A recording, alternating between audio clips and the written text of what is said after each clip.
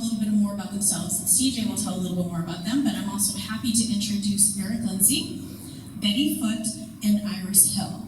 We are so thrilled to have all of you here this evening. Welcome to the Hall Museum.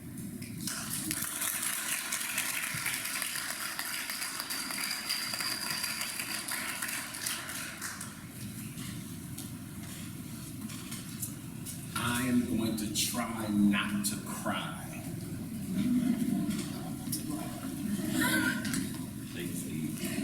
I am overwhelmed.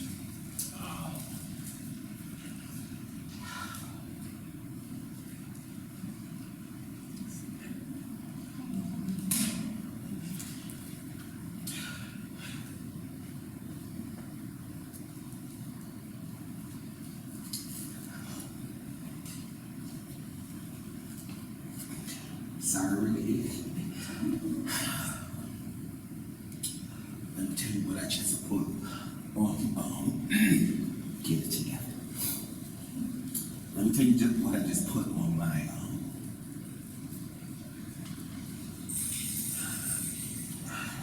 I got tissue here, guys. Okay. Let me tell you, is that starting yet? Welcome. No, sorry. I just wrote on my Facebook page.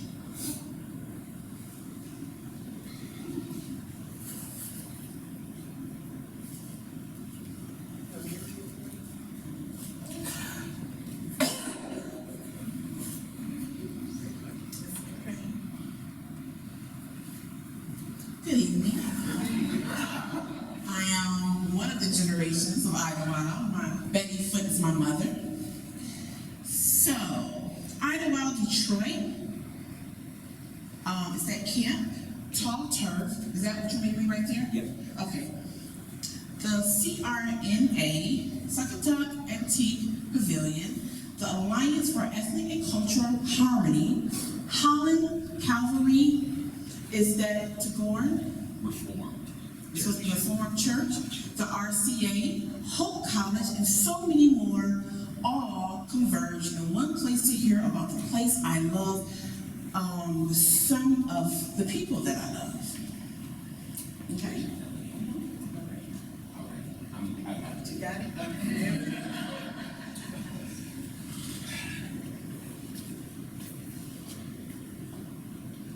You big baby.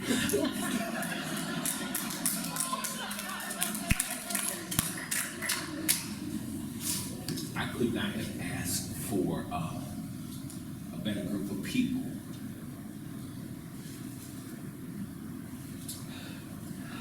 to travel 2 hours to tell about the place that they were born, went to school, some raised families, and are die-hard about it.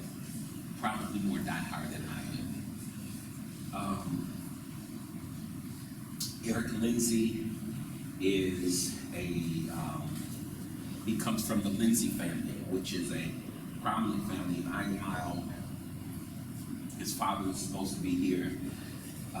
They actually lost his brother-in-law a couple of days ago. And so Mr. Lindsay couldn't be here, and I was afraid that Eric couldn't be here, but Eric said, no, I'm coming. Eric, the Lindsay family is large and vast.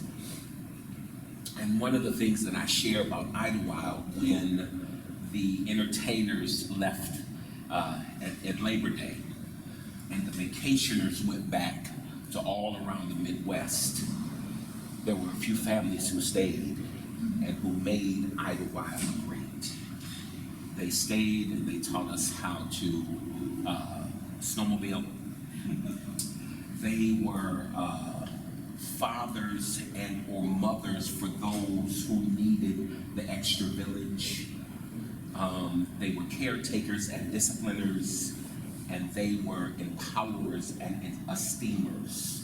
And growing up at the time that we came through, the poorest county in Michigan and the fourth poorest county in the nation, they provided some profound stability in a place that could have been seen as unstable based on where it had been economically.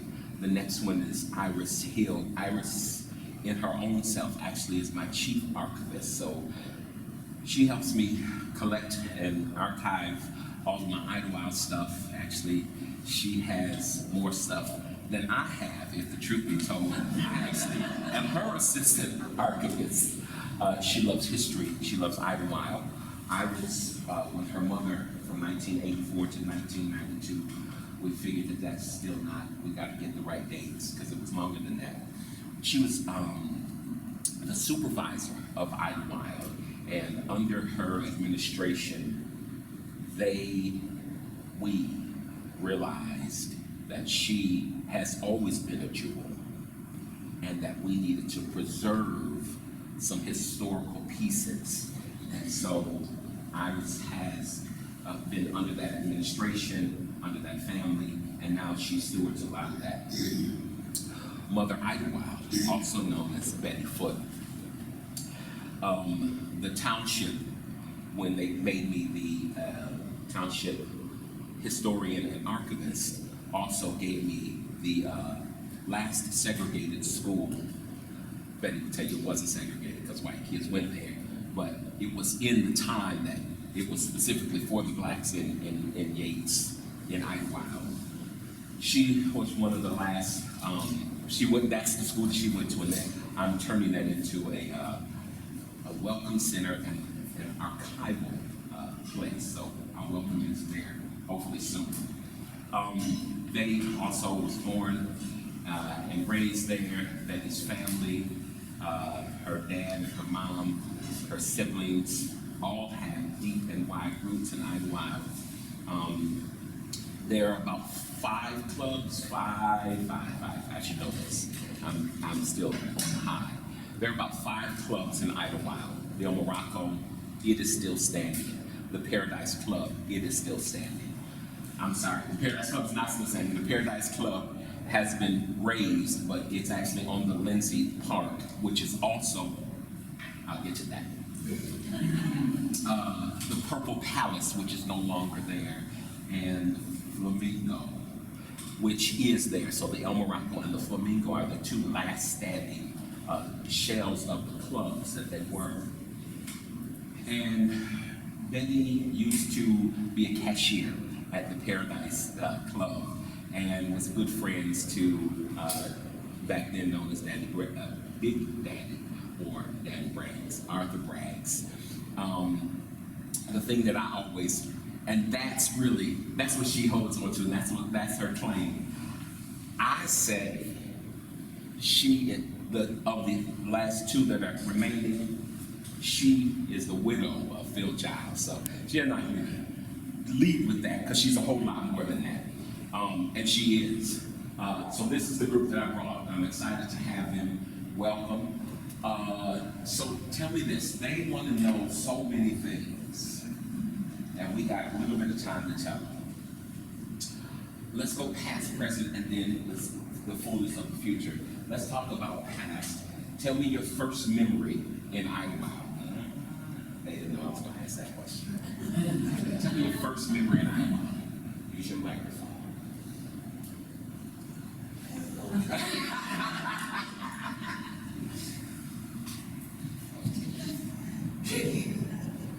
I have no idea.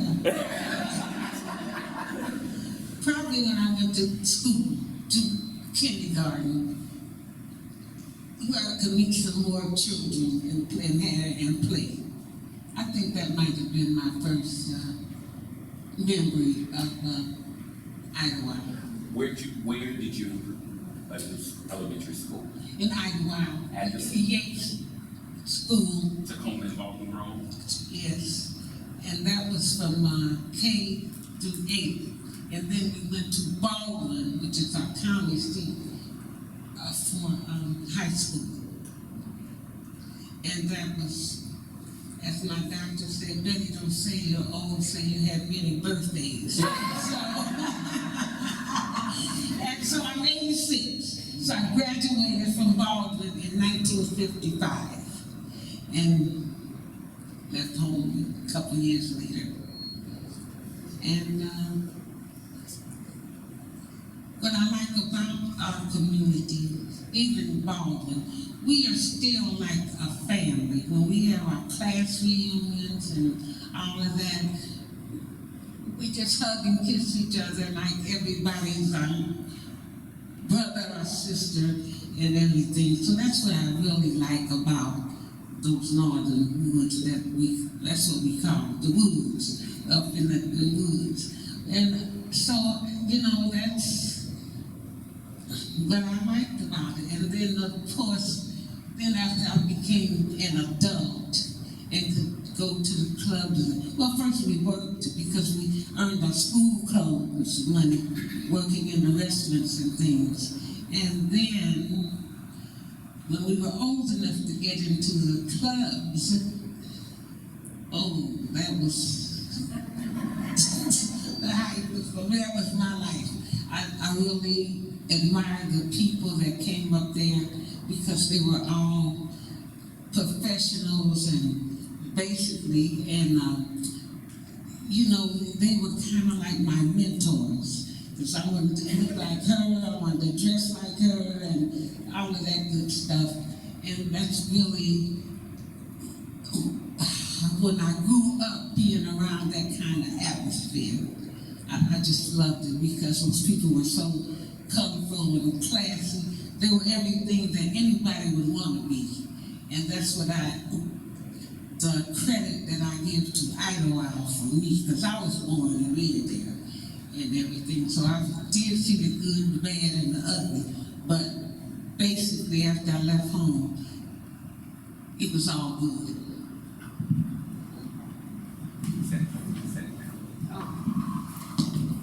What's your first memory?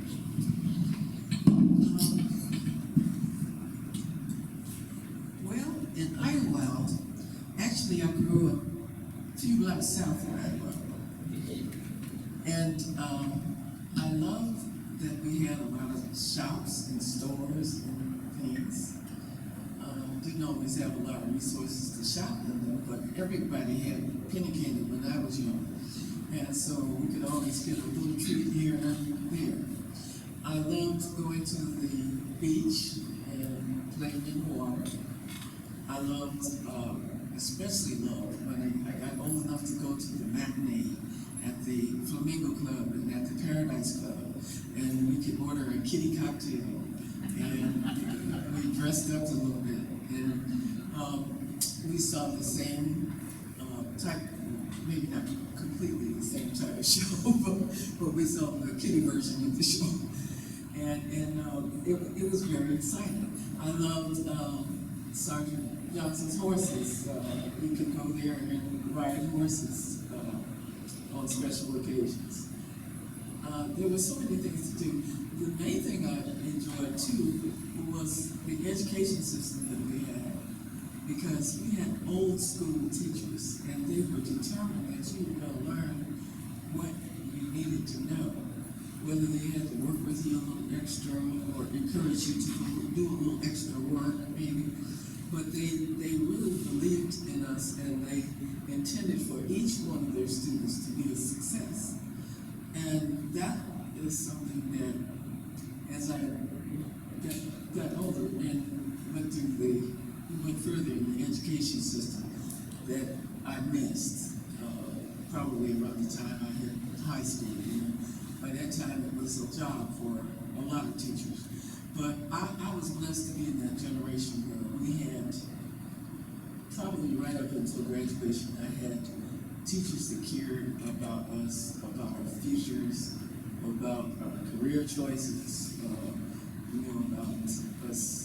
And also, in our community, we had many, many churches. And you were always welcome in each church. And it didn't make a difference what the denomination was. But everybody seemed to believe in God when at that stage of life. Later, it wasn't true. but they attended church, whether they believed or not. And it was no such thing as the children staying home on Sundays, like they do now. And that's something I miss.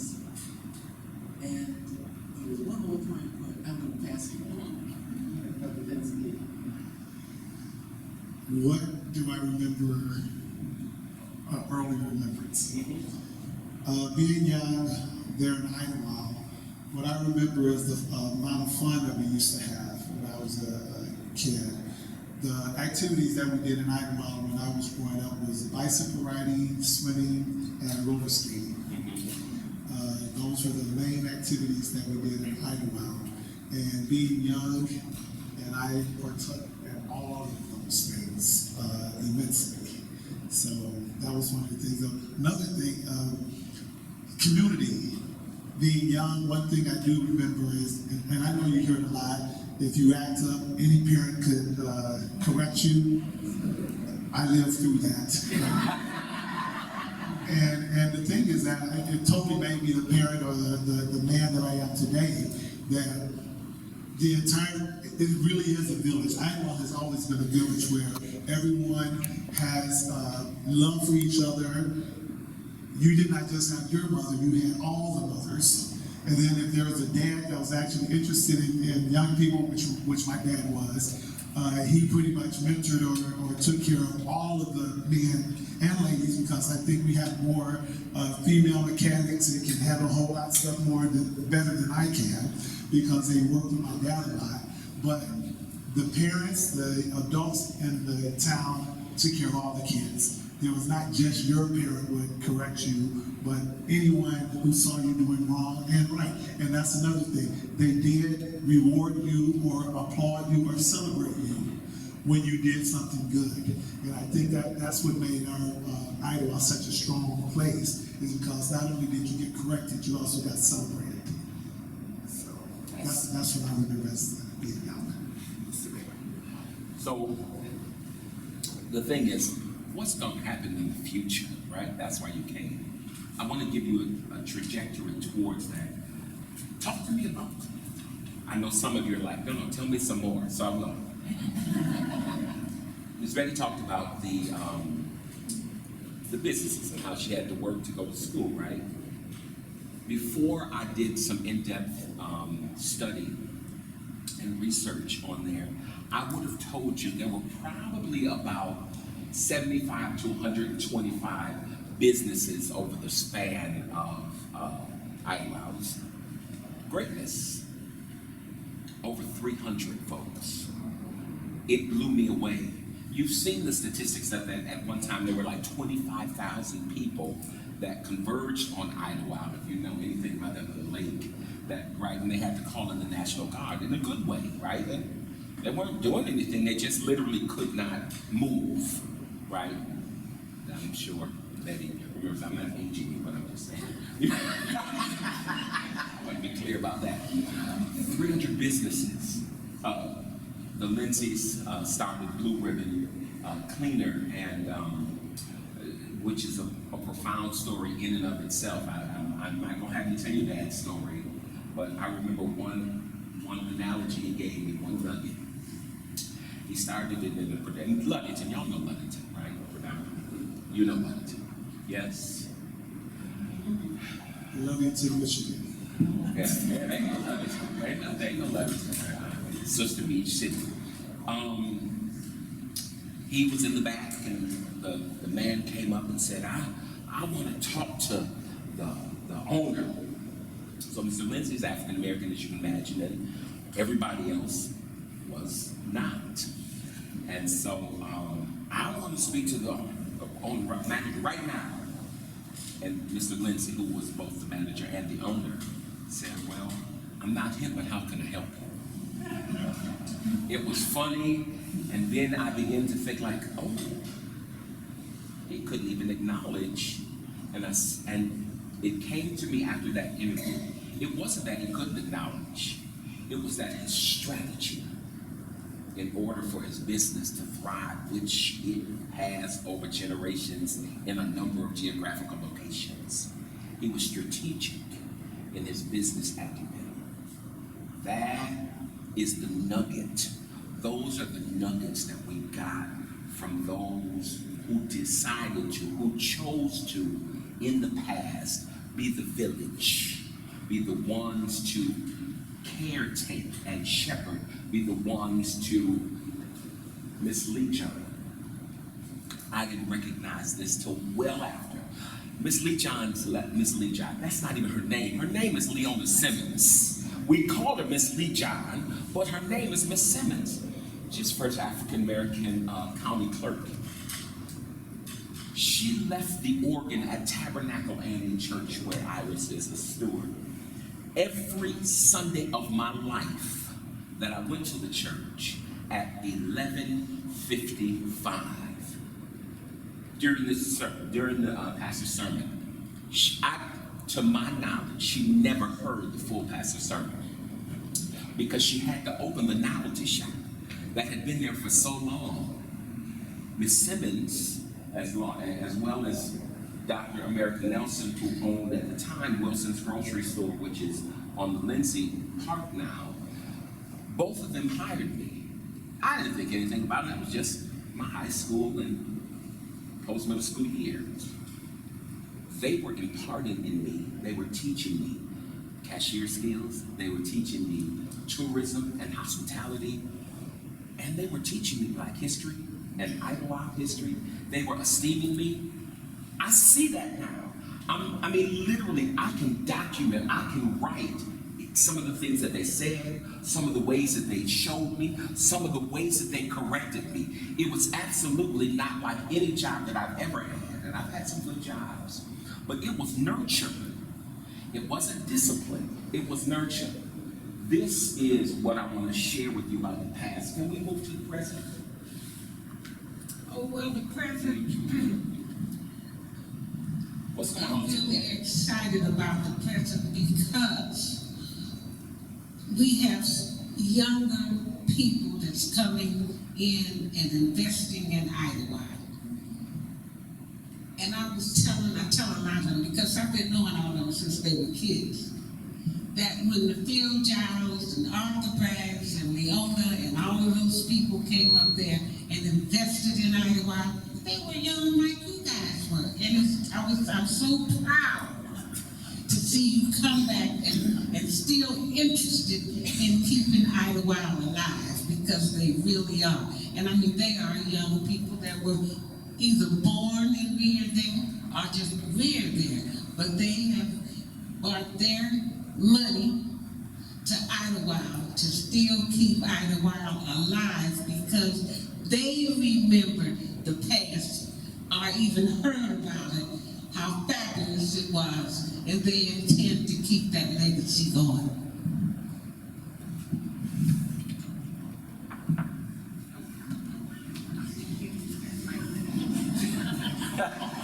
Tell me about the present.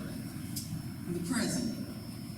Well, the exciting thing about the present for me right now is also the people that are returning into the community to support the community. Now, they're not new to the community. Hold it up to your mouth. Okay. It's not, they're not new to the community. What's happening is people who came to Idlewild as children with their families, they went off to whatever cities they lived in, or whatever universities they went to, and they married and had families or worked or whatever they did. And they came back during the summer seasons and things like that. But there was no real investment in the community. Many of these people are retired now, and they are returning to the community full force. They are investing in everything from the infrastructure to the political structure to the education of people in the community, helping the younger people in the community assume responsibilities such as the planning board, zoning board, a lot of different things. And this is the way, I was going to mention this one thing. When I was younger, that was also a thing that had a great effect on me, because we always had professionals. We had people that had skilled labor skills. We had carpenters. We had brick masons. We had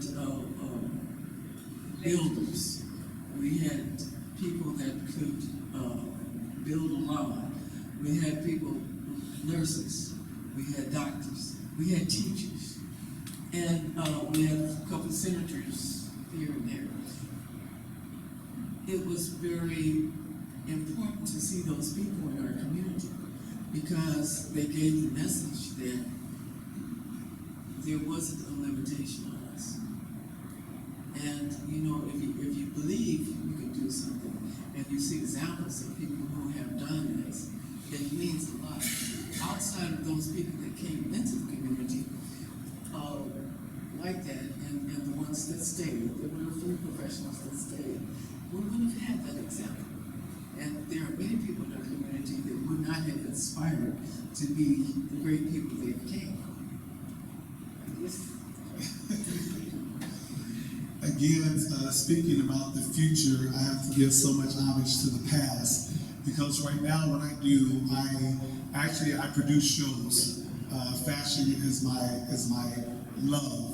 And what I learned as far as entertainment and all of that, I learned in Idlewild, Michigan. I live in Los Angeles now, but I come back every summer and help my parents run the Lindsay's Park and do the programming there. But the future, as far as Idlewild is concerned, what I'm loving, the present. Yes. You know I'm all about the I know. present time. What's happening right now in Idlewild? Programs As far as the programming, there's a lot of different groups that are coming into Idlewild right now that are bringing in groups that are finding interest in Idlewild as far as different clubs. We have bicycle clubs now that are coming into Idlewild. We have camping and glamping, and I'm sure glamorous camping. 4 years ago, we started at Lindsay's Park. There's a group called Summer Oasis Music Festival. It actually came to Idlewild, and we actually started it on our property there at Lindsay's Park. And so now that's actually growing right now at the present time. The Idlewild International Film Festival, which is a film festival that was actually started by a lady named Tanisha Boryong. I'm sure I'm not pronouncing it correctly, out of Detroit, where she actually brought a lot of female, either writers, directors, or producers of film, and she actually brought all of those people together, and we actually did the first international film festival there in Idlewild International Film Festival. We actually did it there in Idlewild. So we have that going on, the glamping, we have bicycle groups coming in. We're getting ready to start the new car shows, so that's actually happening right now. Where the old, let me give you a little history, where the old Paradise Club used to sit, and I speak a lot about Lindsay's Park, of course, because that's the property that we own. And it's actually a historical landmark, so we actually have a historical landmark, which actually denotes both that, the Paradise Lot and the old Wilson House, which my parents and Lindsay's have actually owned since 1968.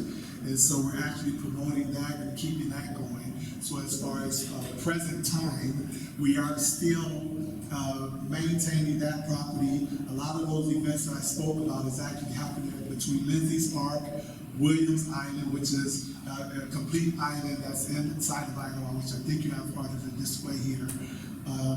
Music festivals. So right now we have music festival. We have the huge jazz festival actually going on this weekend, which is happening this weekend. Idlewild was known for music, dance, lots of hotels, restaurants, and so all of that revitalization is what's going on right now. Is the revitalization of Idlewild is what's happening. I we're going to the future in just 1 second. I think I'm gonna ask for some questions before I go in the future. That's what I plan to do, but I will episode at the beginning. so our time is shorter. I want to say, when we talk about the present, as we look towards the future, the University of Michigan, you might have saw last year, July 24th, 2022, the football team did a tour of some areas, including Muskegon, and they stopped in Idlewild and helped with some renovations. It was a beautiful thing. It was a beautiful thing. After that, though, they didn't finish everything that they started with, and I suppose they're trying to hit like 10 cities in 3 days. Yeah. But so there was a group of Idlewilders who said, so let's finish it. And they did. They took a day in October, came together, and finished all of the securing renovations of the Flamingo Island. CJ said the Flamingo's opening next weekend. No, not at all. It's a long time before that. But it was exposed in a couple of ways. The Casablanca, at the time that it was in its prime in the 50s and 60s, it was considered one of the most luxurious hotels, not luxurious hotels in the Black community, but one of the luxurious hotels in the country. It has been in several different iterations of hands, and the three ladies who have it now just secured a National Preservation Grant to assist with some of one of the first things they did was they did an architectural scan, right, to see about how sturdy it was. I tell people I was one of the last kind of activities that happened in the Casablanca. I was born too late to see it as a hotel. But when I started preschool, that actually was where I went to preschool. So I know the Casablanca well, in a different way than it was. But also, they just did a documentary last year. We were still in COVID. Some of you say we still are in COVID. We were deep in COVID, whenever it was.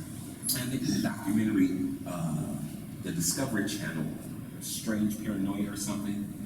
Anyway, I was a little reluctant to participate, but I did, to share, to tell people that Idlewild is not, and nor has it ever been, a ghost town. I want to repeat that. Idlewild is not, nor has it ever been, a ghost town. Are there some paranormal activities? Possibly.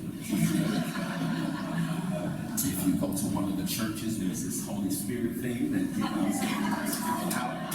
So, yes. But it is not, and it never has been, and this is why. Have there been some homes that have been abandoned? Can I explain that? May I explain that? When I talk about Idlewild, I use the phrase unapologetically Black. And people's eyebrows raise like, well, isn't that racism? Don't. I said, and my 26 or 27 or 28 years in Holland have taught me exactly what it means to be culturally relevant and not necessarily anti, right? So I think it was James Baldwin who says to be unapologetically Black is not to be anti-white or anti-anything. It just means that I am centering on myself and who I was created to be, right? So this is how I describe Idlewild. We're unapologetically Black, and we welcome everyone. As a matter of fact, everyone is there. There are property owners from a number of different cultures and ethnicities, right? It's illegal. It's still being done, but housing discrimination, we frown on that. But we do center around its historical value and its historical story. And you know who told me that? You did. When you took my kids out of school twice during the week of tulip time to participate in the parades, and I love it. When you closed down the street 3 days for sweeping, bands, and parades, we are centering on the Dutch ethnicity, and I love it. When we display our cultural and geographic garb, costuming, and we fine you $500 for every tulip you get, I love it. We are displaying we are not apologizing. That's what I want you to think about when I say Idlewild is unapologetically Black. And so when we center on the music, when we center on the culture, when we center on those things, that's what it means, that's what it feels like. Eric, help me out, because I lost my place in trying to set up the analogy. Where was I going? Okay, all right. Before I finish, I need to finish that. Casablanca Preservation, Community Day, Idlewild Historical and Cultural Center is the museum that is currently there. And Professor Dr. Ron Stevens, a good friend of mine, is there every Saturday. It's open from 10 to 3. He's there every Saturday at 11 o'clock for an hour and at 2 o'clock for an hour until Labor Day. If you get a chance, you see the video before he speaks, you would want to be there. Don't miss that opportunity, because I'm not sure how many more times he will offer that in the coming years. And the festivals, he told you about the festivals. That's the present day, that's what's going on. Iris, I can't believe you let me do that. You're gonna get me in trouble. That's my fraternity brother, that's Harris. Idlewild is celebrating the first church, Tabernacle African Methodist Episcopal Church. Can you tell me what's going, is there some important date, August 23rd, 2023? What is that important date, Stuart Hill? Well, Tabernacle AME Church will be 100 years old. And we were founded in 1923. The minister that founded us was a retired AME minister. And he and his wife were honeymooning around 1921. And they saw the need for a church in the community. And so people got together and they put up a shelter that was covered with canvas.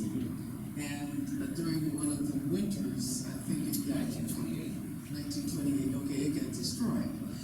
And then the next thing they did was, I think they produced a dormitory, or they built a dormitory. Well, they rebuilt that, yes. Well, you're right. Yeah. And it was an old army barracks.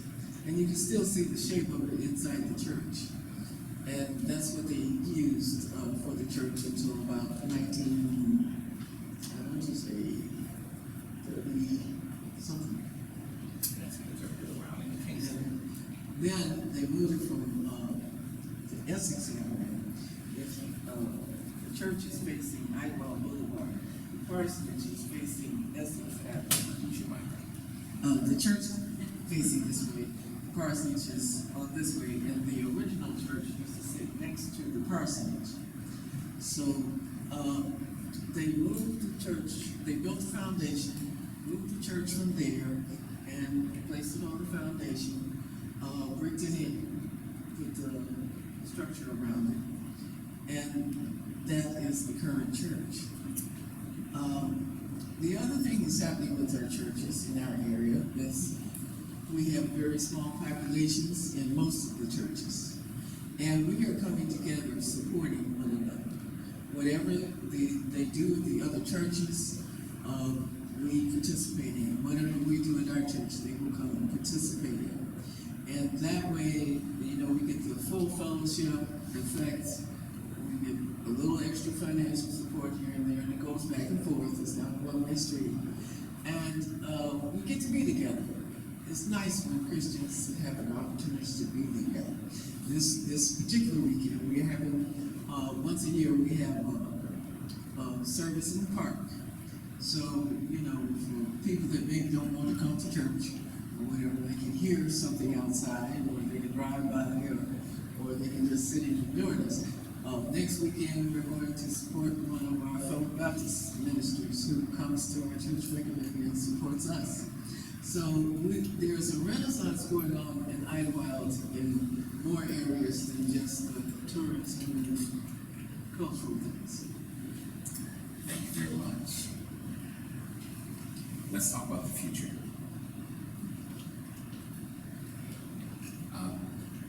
Ms. Betty said it best the first time. The seed of those who sow is sprouting and blooming. The children and the grandchildren are coming back and finding relevance. The reason, as I was starting before, you see abandoned homes, is because when people couldn't go places, they did.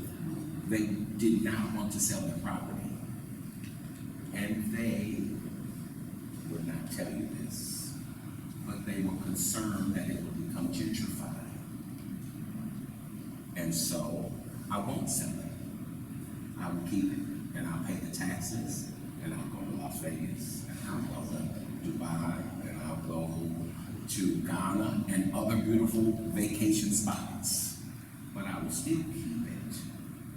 And there's no ordinance up there that kind of, makes it so.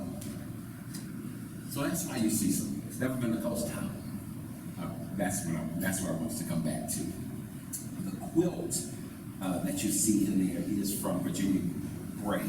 She is the wife of the first pastor, and she created the quilt with all of the family names from the church back in 1963.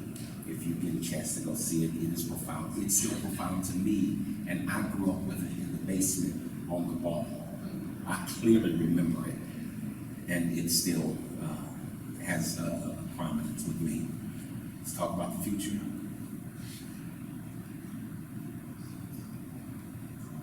John Meeks, Evelyn Scott, Gloria Fikes, J. Bailey, Denise Bellamy, Blair Evans, Joe Lindsay.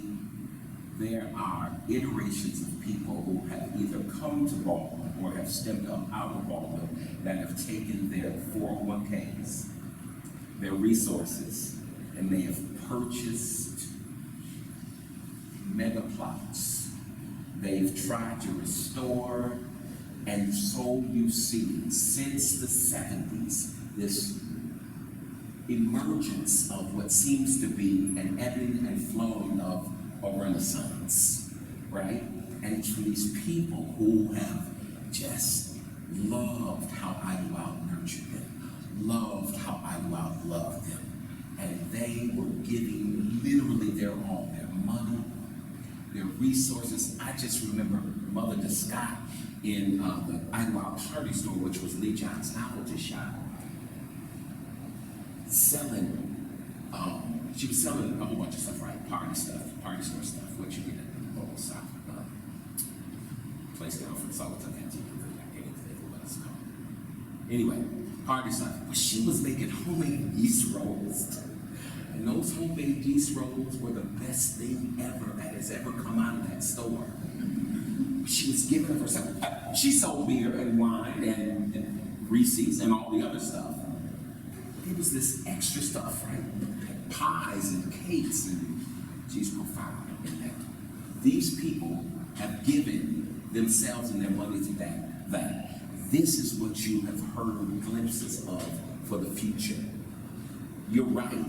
Leona wasn't 70 when she started investing, when her and John started investing in Idlewild. They were 20s and 30. Robert Riffe and Margaret Riffe, my cousins, they were 60 when they started, when they purchased with 3 other couples, the Idlewild Resort Company from the Wright, the Lemon, and the Branch families, right? And made it from a white-owned resort to a black-run resort.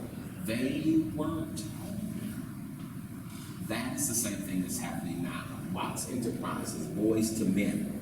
They purchased the Idlewild Church of God in Christ. They're thinking of plans for an Idlewild Sportsplex, Black Eden Acres.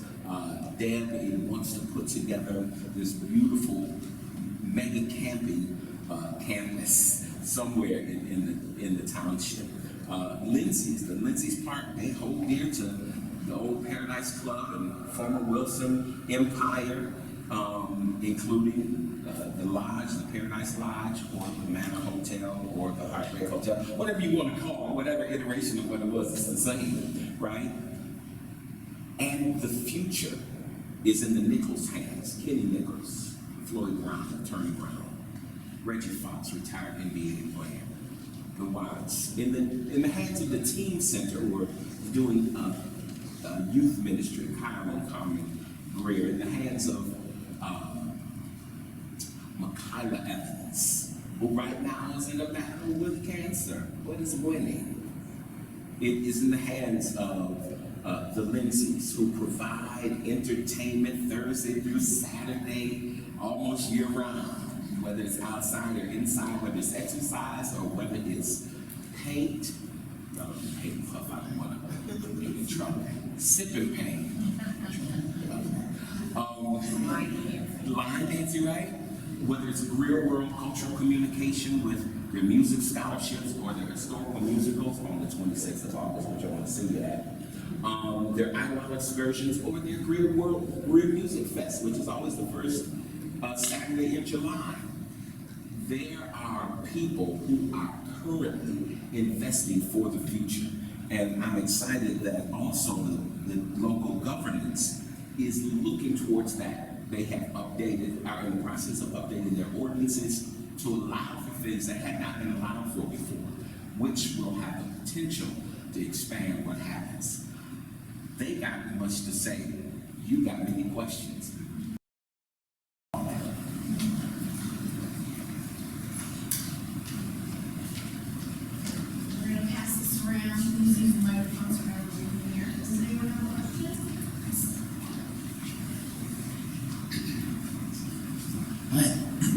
I wanted to ask, what do you know about the first black folks that settled in Idlewild? I don't know if you know. That's a great. Well, any of us can answer. I think we can talk about the first landowners. If you're talking about Helen Buckle, who was a Canadian fur trader, her and her husband came down in 1915, and they were first ones up. And they were the first. I didn't know this. Well, they're gonna take my title away. They were the first landowners. They lived on the corner of what we now would call Baldwin, Geneva, and Lake Drive, where they intersect. If you come directly from the Baldwin on the corridor of Baldwin Road versus US 10, right there only goes two ways, well, not true, it's 76. Anyway, the Baldwin Road from Jones's, I don't know how you leave Jones's, go past the old fish hatchery. When you hit the lake, right when you hit the lake and the Baldwin Road becomes Lake Drive, or if you turn right, it becomes Geneva Drive, where the old Castellani's Pizza was, right? Y'all like that? Right there in that corridor, that's their house, that's their homestead. Well, it's not their homestead, it was the Tyson homestead, and now it's the Hearst homestead. But, yep, the Buckles. Black millionaire fur trader. Who knew? From Canada.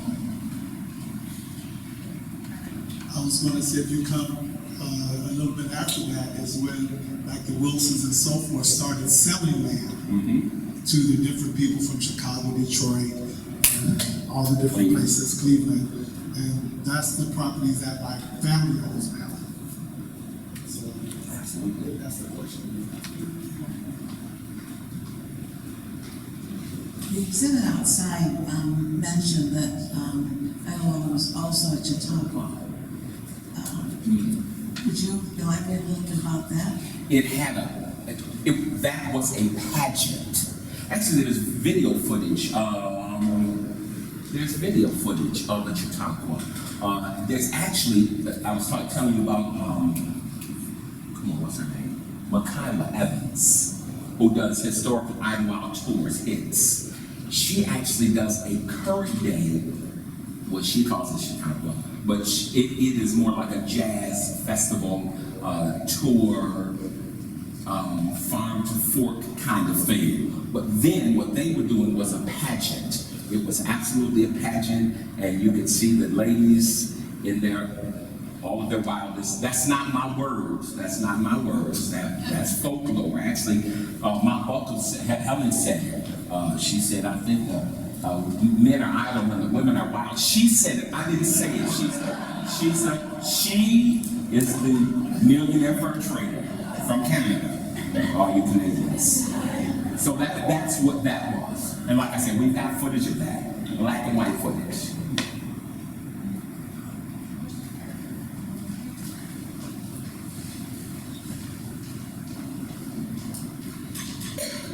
So it almost sounds like, from what you're saying, it was almost like a planned community initially. There was sort of an impetus or forces at work where black folks were planning to create this space, and then the entertainment industry came after that, or how did that all come about? Now, see, Bob, you got me going back. Now, I don't mind going back, but I was told I needed to go to the future. But I'm going to go back to the future right quick.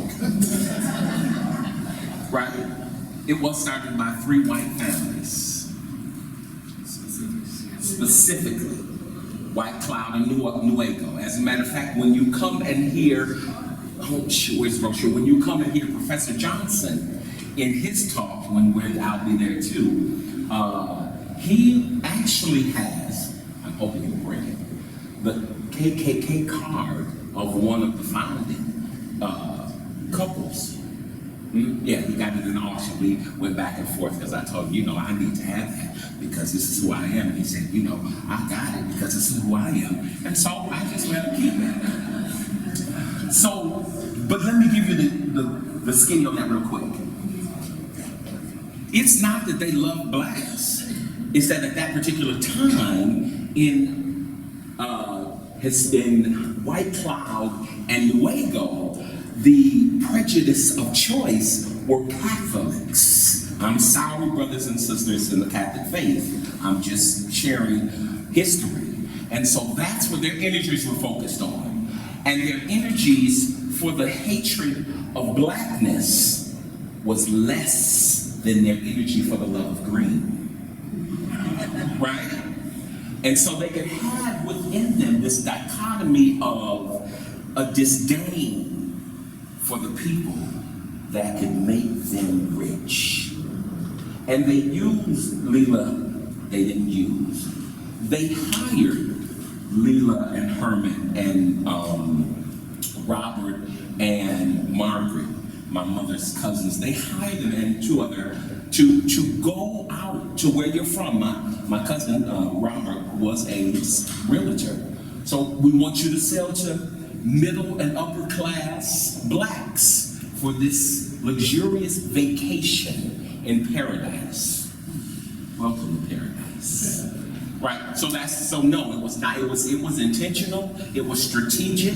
They would say, pay $1 down and $1 a month, and that would reserve your timeshare, your plot, your space in history, in vacation, in relaxation, in removal from Jim Crow, even its ugly cousins that were in the North, in the Midwest. So yeah, it was intentionally planned.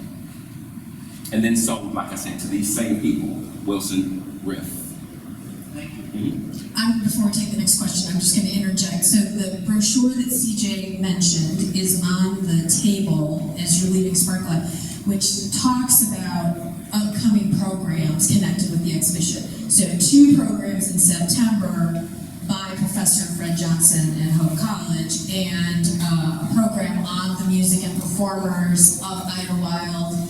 That's September 14th with Lazaro Vega from Blue Lake Radio, and then a trip to Idlewild. We're planning a bus trip to Idlewild in September. So, plus the My Idlewild performance. There's a lot of stuff coming up, so encourage you to grab one of those on your way out, or you can always just look at our website. It also has all the things on there. So just to let you know what he was talking about. So, okay, I know someone over here had a question. Okay.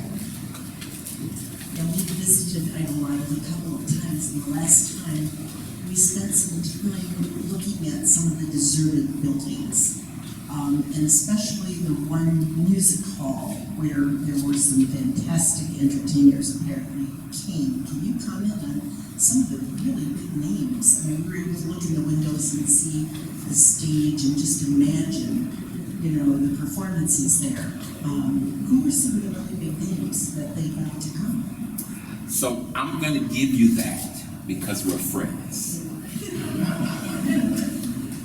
But I'm going to show you that with my sister and my brother and my daughter and my son and a few young people who I mentor in music and one of the best jazz ensembles that you will hear on August 26th. But let me give you that anyway. You like that plug? You like that plug? Ricky, was that good? I got thumbs up from Ricky. That's good. So, I'm gonna shut up. I can run them down. Tell me who you ran into, Mama Betty. Who was up there? Oh, wait. Deloise, Arthur Price, Dr. Four Tops, T-Bone Walker. Come on, help me. Fats Waller, Louis Wilson. Jackie Wilson, Oh, Willie and Lester Tyler, they were poets. Yeah, ventriloquists. Yeah. Aretha Franklin. Aretha. Right.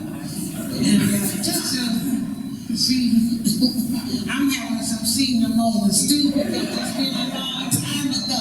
But anyway, just about everybody that was popular back in those days. And yet, today, if they're not dead, because most of them have passed, those entertainers. Arthur Price passed, and a number of them. Jackie Wilson, and all of those. Yeah. Sarah Vaughan. Right. Sarah Vaughan, Dinah Washington, Fats Waller. Yeah, the list goes on and on and on, right? Yes. George Kirby. Joe Lowe, right? He was I actually have a picture of him in front of the Paradise Live, hotel next to Wilson's grocery store, and I have Louis Armstrong. Now, Louis was not when Louis came to Idlewild, Louis was not a performer. Louis was a resident.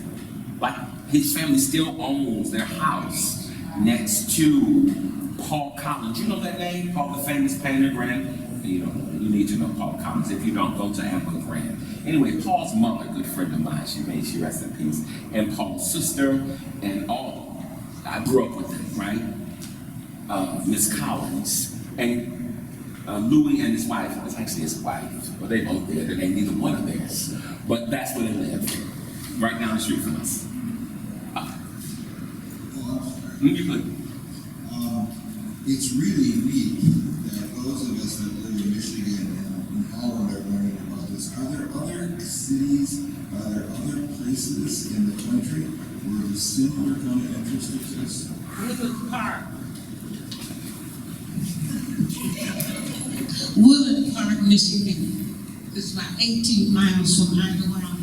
I think it was a black resort before Idlewild. At the same time, around the same time. Maybe the same time, but that was a black resort. It just wasn't as famous as Idlewild.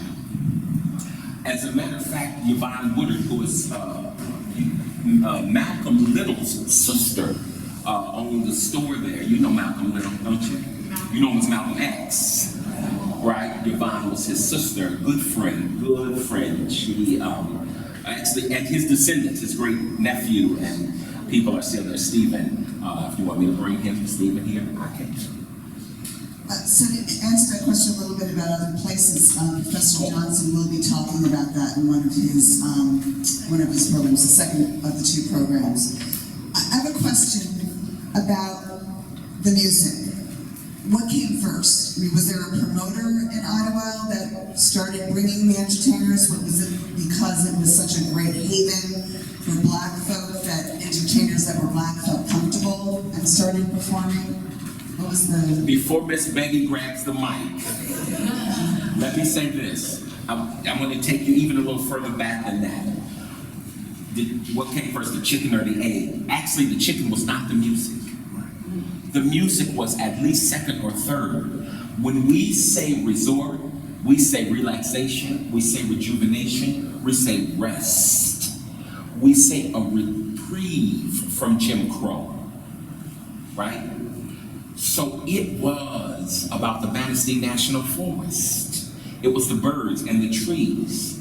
It was about the 56 lakes and 156 lakes and 46 streams that populate Lake County. It was the skiing and the skiing and the swimming. It was nature. It was to be able to sit back and look at the sky as dark as night with these brilliant diamond-like stars. That was the rest and relaxation, the horseback riding, all of those natural golf. There was an athletic field. There was golf and all kinds of sports. Again, before the music came. Music came around the 30s. You want to keep on with that? Well, I just want to continue with that what draws people to Idlewild now is the fact that you can sit out on the lake and see all the stars. You can sit out on the lake and breathe the fresh air. Those of us that have well water, I come back to Idlewild. I come back to Idlewild every summer to get rejuvenated, to drink clean well water. I have my canteen here. My canteen is outside. But everyone asks, where am I from? One lady called me a vampire because I am a lot older than I look. I'm 48 for those of you that are asking. I'm actually a lot older than that. But people come to Idlewild back then for R&R, true R&R. And when the land was created so people would escape what was going on in the cities and so forth, they were bringing their fine clothes and everything with them. And that was later on, so then they could start enjoying themselves in a safe space without having to look over their shoulder and being concerned about if they're doing right or wrong in someone else's eyes. So to literally answer your question, there were entertainers. The two biggest in Idlewild's tenure of music, right? From about the 40s to about 65, 66, 68 is when the Flamingo closed. But really till about 63 was Arthur Braggs and Phil Giles. Phil Giles, I'm not gonna sit up here and talk about this man in front of me. She wanted to know where did the music, how did they get it?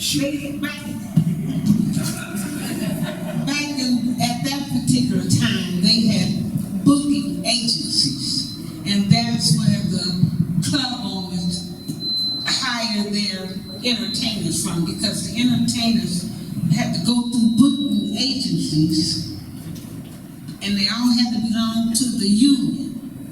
So when you go, and of course they had their managers and things, and folk that would go to these agencies to book them in the clubs that the club entrepreneurs wanted. They might say, well, I want Gallery, so they would have to go through her booking agency to get, that's where they got their entertainment from. And wait a minute, they did come to Idlewild and rest, but they also had some hell of a house parties up there.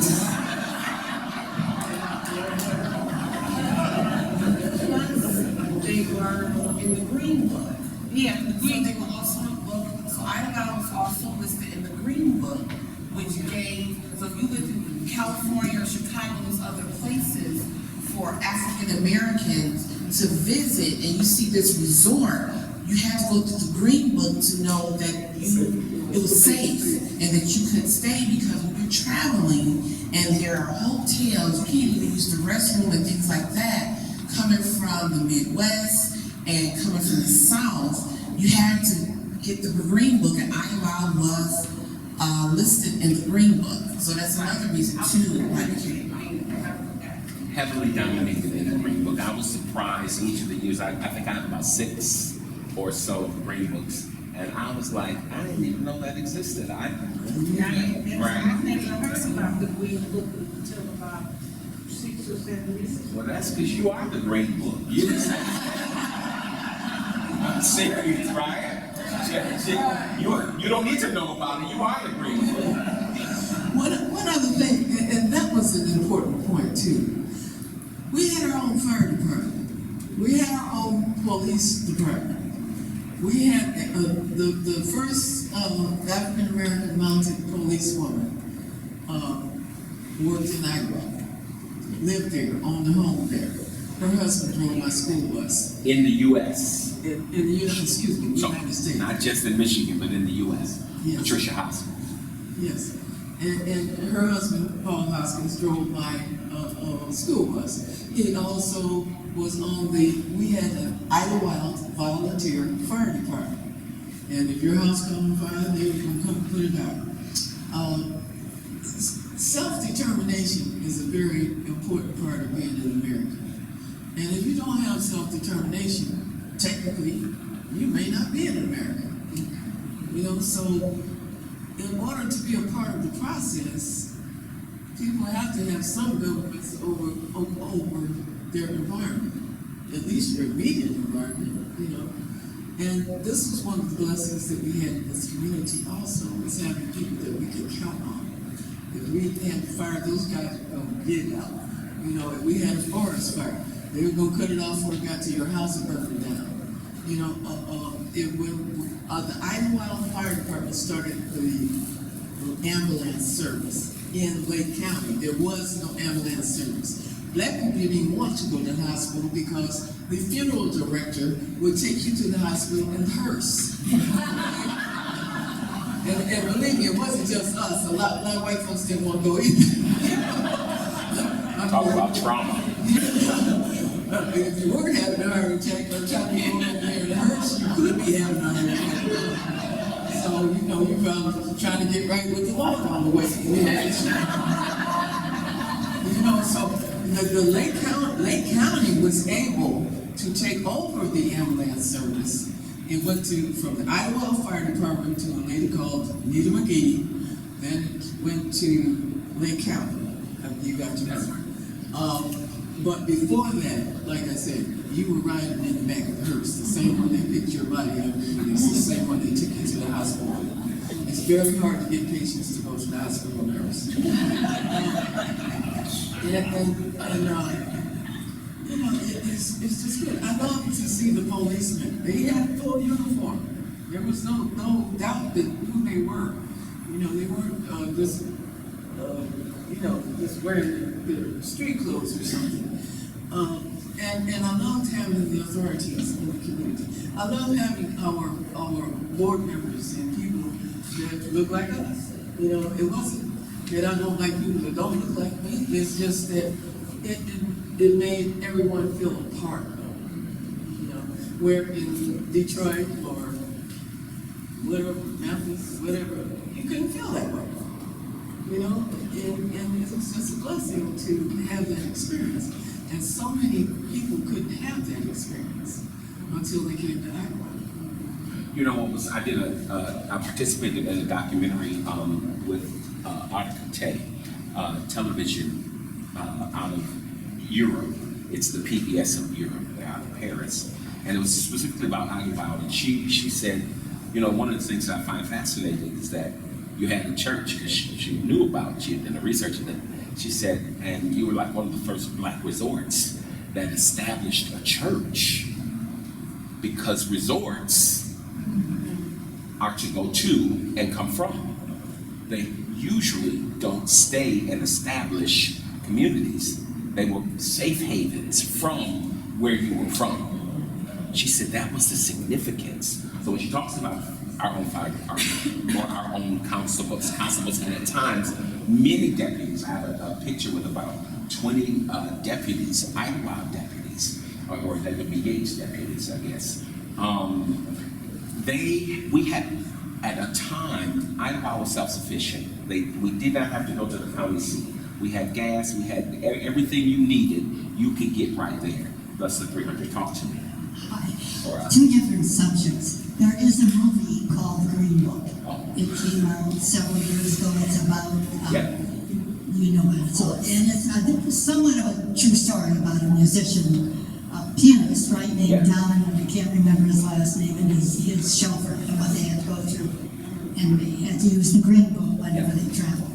Second, regarding the other African American resorts in America, you do have a handout in the museum that has a 1949 map of all of the resorts in the United States. My eye went to the other two that are in Michigan. One was Mackinac Beach, and the other, and this is familiar to me, Evergreen Resort in Michigan. I used to live on Evergreen Lane in Benton Harbor, and I don't know whether that has any connection to it at all. I don't either. Remus, Culver are also other historically African American places that actually have a rich history pre-Idlewild. Actually, there were blacks running in a government in Culver before the Civil War. Sure. So yes, there are. That's maybe not a black resort, but those are blacks. Yeah, I gave you. That's my word. That's me. I didn't answer the question that had nothing to do with that. I didn't know. It was just because my ADHD. Talk to me. Just to comment about Covert, because I live in Waterville. Oh, yes. So I drive through it every time I come back to Holland. They have a museum there that's open up through Labor Day. I think it's Tuesday, I want to say Tuesday and through Thursday until about 4 or so in the afternoon. But it's really an interesting museum to go to because this community was biracial. They intermarried. They, as you mentioned, CJ, they had a government back when, at a time when African Americans were not allowed to even vote. They had a man be in charge of a district there because it was mostly black, and so they said, well, he should be in charge because he was the kind of the head guy there. And they did the same thing with indigenous people, which again was very unusual back then. So. And Dr. Annalisa Cox has a beautiful book, and I just lost the name. It's a kind of get the start. Annalisa Cox. She wrote a book about Culver. No, it was before the bone and the sinew. You got to get the bone and the sinew because that talks about blacks in the frontier, the 1800s, before slavery as well. The mic is over here. Yes. I think this is the third time I've heard you talk, CJ. Uh-oh. I just haven't heard you talk much about food at Idlewild.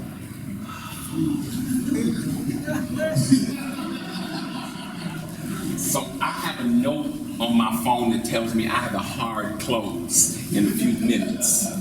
I'll tell you this.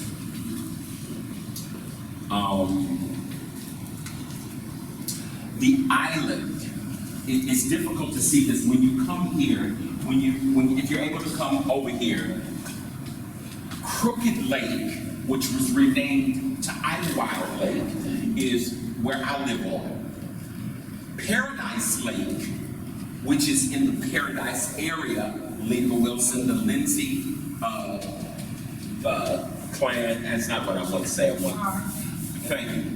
Paradise Lake is where Eric lives on, right? There's a little Tank Lake. And actually, Betty lives on the smaller part of Idlewild Lake, right? So I'm just giving you these lakes. On the island, food. Grab the mic, Miss Betty. Actually, she was the one who schooled me on this. I did the research, but she was the one who told me about Tucker's, Yes. and the Shrimp Hut, Yes. and Ice cream and Coke skating. Polk Skating Rink, which was actually the clubhouse. The clubhouse was the first major building that there was in Idlewild. It was the entertainment of Idlewild. It was the church of Idlewild. Tabernacle began at the clubhouse. The clubhouse was the epicenter of Idlewild in its beginning. It was another name, and then they changed it from our good friend Dr. Dan Hale Williams It's not Williams Island, but on Williams Island, you could go to the Flamingo and get some profound food.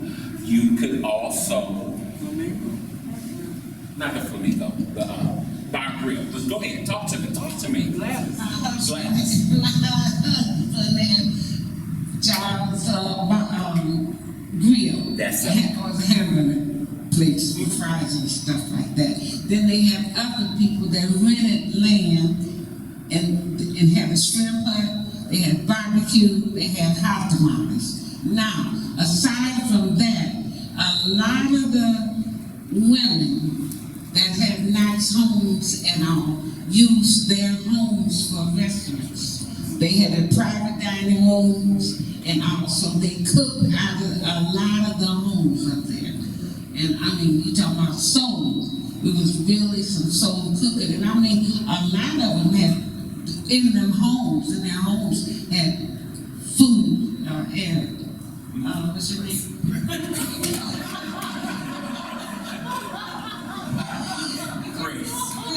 Yeah, a lot of people. That was probably before your time. It was absolutely. Sharma had a Yes. restaurant in her home. I just talked to her son. Okay, but that was it. I mean, they did that. They didn't, in the glass house. Absolutely. They had that, and trying to think of the better restaurants, but the food was best in the ladies' houses that were cooking in their homes. And then they made their dining room in their homes, the dining rooms for the public. And even if they had those large basements, you would go in the basement and eat, but they would be really fixed up nice, and everything, and the women could cook. So Miss Betty doesn't know. I got you, Eric. Miss Betty doesn't know this. I just had an interview with Miss Sharma's son, Ira, and we were sitting across from each other, and he was just sharing information which I had not known. I had only known that his parents, that his father was involved in the Michigan lottery before it became the Michigan lottery. And so I don't ever want to shame anybody. I want to shape the conversation. You like that, Shar? Anyway, that's the only thing I knew about the family. But he said, no, Chris, he said, the dining room was this and the basement was this. So there was a bar and grill in the Sharma home. Entrepreneurial spirit. The young lady asked me yesterday, why is Idlewild important? Why do you need to know about this history? I said, because its history is our history. It's American history. And it reeks, oozes entrepreneurship. Right. It smells like bootstrap if you subscribe to that analogy. It is a way to be community to the 13th power. I'm telling you, when kitchen tables become restaurant tables, it's one of the chapters in my book that talks about this upcoming, right? When basements go beyond man cakes and she shacks, they have emptied out themselves in the form of hospitality in what they have to give to those who would not be given any other way. It is just profound. So when you talk about food, Mother Sharma, yes. When you talk about food, farms, deli, yes. When you talk about food, Mama Helen. She wasn't a good cook. She could bring liquor from Detroit. She's dead. She's dead, and I loved her. And she told me that story to tell. I'm sorry. What I wanted to add to that is that the entrepreneurial spirit that Chris is talking about is what's shaping some of the younger people now. And I think that is probably why I always come back to myself. The reason why I come back every year is because of Mama Helens and those the people, Muriel Castellani, those people that have actually inbred it into the young people that took heart, want to come back And so when there was nothing, well, very little going on in Idlewild, my dad decided to convert the Wilson's grocery store to a lounge because the bars and everything had closed down. Wanted to still give the locals, the people that live there year round, something to do. So the spirit of community has always lived on to those that live there year round. And when we talk about the different restaurants in people's homes, is because if you have less than 1,000 people that live there year round, but then you got 25,000 people there in the summer, you have hospitality was key. So I mean, everyone became an entrepreneur during the summertime if you live there year round. Plus those that came in to vacation ended up working a little bit during vacation time. I want to thank my panel, and I want to thank the museum, and I want to acknowledge this. Did you hear Michelle in the very beginning as she opened up? This is why I was able to partner with them, because they recognize whose space and land they're on. They are unapologetically the Holland Museum. They have a robust Dutch gallery. Actually, a couple of robust Dutch galleries. But if you have noticed, they have also are now telling the full story of who Holland was and who Holland is without jeopardizing the integrity of the Dutch culture. Thank you, and thank you.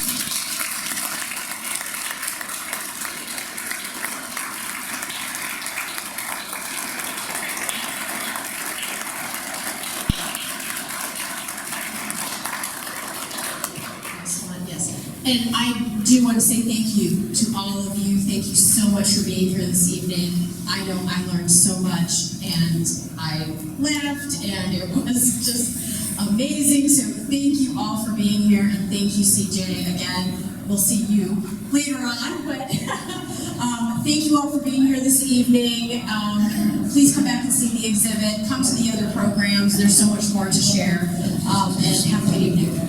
Eric is going to be over here. He has some trinkets, some good stuff that you can buy from Idlewild to represent Idlewild. I'm not sure if anybody's going to be out by the CDs or DVDs, but you'll have an opportunity to buy all of that stuff later when the museum opens officially. And they'll be out there, I assume, to give their respects. Thank you very much.